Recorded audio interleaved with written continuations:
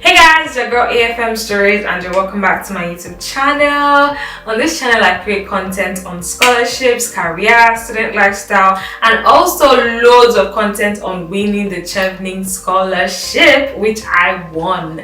So if you haven't subscribed already, please hit the subscribe button, please like this video, and as I progress with this video, please drop a comment, help me to grow, and share the videos on my channel to friends and family, on all your loved ones. Anyway, so in today's video I'm going to be talking about how you can get a high score on the Chevening networking essay. In the previous video on my channel I talked about how you can get a high score on the Chevening leadership essay. If you missed that video, go check it out right now or after this video. So in this video I'm going to be talking about how you can get a high score in the Chevening networking essay. So let's get into this. So lots of people, I feel like this is one essay that a lot of people miss. They make a lot of mistakes in terms of their understanding and how they even demonstrate this example. So the two things I'm going to talk about: firstly, what networking really means, and secondly, the need for you to think about networking more from a professional point of view. Now, networking doesn't mean that you know the president of a country, or you know top people, or you know powerful people. If you cannot demonstrate how through these powerful people you were able to do something, or how you add value to those people's life, or how they add value to their lives, it's not networking. Secondly, networking is not just, oh, you're part of a society in school. If there's nothing practical that came out of it, I advise that you stay clear of it. Also, because Chevening is not mostly an academic or a recent graduate scholarship, it's more for early or mid-career professionals, people that have left school, have work experience. There's a reason why they want you to have work experience, because it's more for people that have developed themselves professionally and have a clear picture of what they want. So personally, I would say that you focus more on examples in your networking that are related to professional examples as opposed to academic examples. Now let's talk about what kind of examples can you talk about and how you can relate these examples to them, because that is very important for you to get high scores. Now the essays, networking essays that get the highest scores are essays that can demonstrate a wide variety of networking examples. So don't just focus on social media networking. So I met somebody on social media, and all through your essay talking about how you met people on social media. No, show how versatile you are, especially in the world that we live in, how things are very unpredictable. You need to show networking in terms of social media. You need to show networking in terms of volunteering. So all of these things also help to build you as someone that cares about your society. You need to show networking in terms of professional. So are you a member of associations? Did you network in your workplace with somebody in another department? You have to show it in diverse ways. Did you attend an event and exchange number with somebody? How are you networking? Are you a member of professional organizations? Did you go for boot camps? Did you go for summits? Did you go for other development or fellowships? Show how, you even need to sell yourself through this. So show how you've been developing yourself, how you've been working on building yourself, and show how you understand the meaning of networking and the importance of it. So in this essay, I'll say that you need to show a variety of networking examples, but beyond showing the variety, so beyond just saying, oh, part of this organization you networked, you met somebody, or part of this event you networked, you met somebody, on social media you met somebody.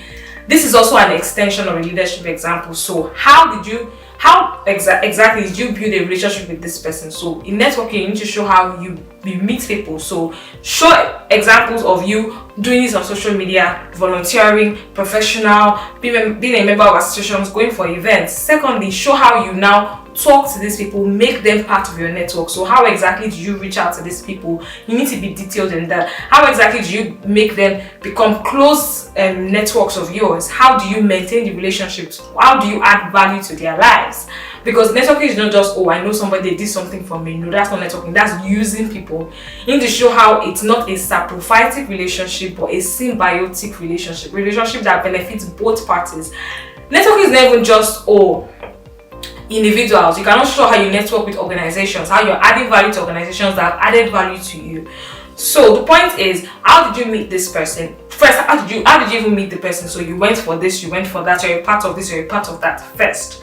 Now, how do you build a relationship with this person? So How did you speak to them? How did you get them to want to be close to you in your network or work with you? How do you do that? And then also, how did you influence them to join you on a course? Now, the networking is not just, oh, I know people and I build relationships with them, but how exactly are you using these relationships for good? So it's also an extension of your leadership. So maybe some of the projects you even mentioned your leadership or other leadership examples you have. How exactly did you influence these people, and how exactly did your adding value to these people or knowing these people help your project? So a good example of this is, I'm going to use for example, let's say I'm trying to think of a very good, let's say you wanted to do an event, yeah, or you wanted to do an outreach, so you wanted to go and give maybe some underprivileged kids in an organization, or let me think of something, you wanted to organize a free master class for people who maybe need that particular knowledge but cannot afford it. So one way for you to show your networking skills is, let's say you are part of an organization. So have you been given enough value in that organization to get that organization to support you? So maybe how are you building relationships with the key members of that organization? If you've gotten sponsors or partners, how did you get those sponsors or partners? Did you know somebody? Did somebody influence that for you? Do you get, if you got promoted or you were able to ascend further in your career, was it related to you knowing somebody and adding value to that person? I feel like that's actually very tricky. I think you should stay clear of things that don't sound ethical. But basically, how was knowing somebody in your organization critical to you moving ahead or achieving something? So beyond just talking about, oh, I know people or I'm part of this network, how have these networks helped you? Now, you're talking about how they helped you, how they supported you. You need to be specific about the names of the people that you network with, the names of the organizations that you network with, the names of the events that you met these people, the names of the professional body. It's also good to mention that you're part of a professional body if your profession has that. I didn't mention that, but I know people that mention that also helps you as well. Like I said, multiple ways to network is very, very important for you. So beyond just talking about networking and what they did for you, it's very important that you talk about the results. Like I said in the leadership essay, still use the STAR approach. Now, if you don't know what the STAR approach is, it's situation, task, action, and results. I have many videos on this on my channel. You can check it out, or I might link some of these videos to you. Basically talking about the situation. So maybe in this case, you're focusing less on the problem you solved, but how you were able to bring people to solve the problem. Yes, we're going to talk about the problem. So you solve this problem. You focus more on, I was part of this organization. That's the situation. But as being part of this organization, I was working on this project. So I needed to convince this organization to work with me, or I needed to convince this person to work with me. That's also very important. And then action. So what did they do for me? How were they pivotal? So not really what I did, but what did they do for me? How was that network beneficial to me? And then what was the result of their work in my life or in my course or in my activity?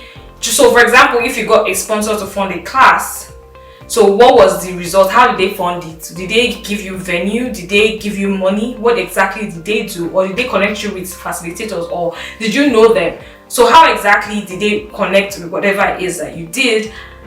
And then the result of it. So what exactly was the result of it? So what exactly came out of it? So what's the impact? So you need to be specific about the percentage of people that you reached.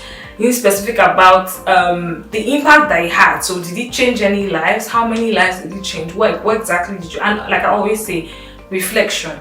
So for example, the same thing with the leadership. Don't network, and I feel like you might need to give more examples, possibly 4, just to show how diverse you are. And I think you need to mention how you are a part of different kinds of spaces. And you also need to focus a lot on not just mentioning, oh, I network on social media, but be specific. So I did this on social media. I was able to network with this particular person or this particular body or whatever, and then I was able to do this and this with them. You need to be specific about what exactly is that you did with them. And whatever it is, you need to just take them on a journey beyond just listing things. Avoid the need to list things. And if you want to talk about your uni, which I don't really advise, except what you did was groundbreaking, you need to also follow these steps.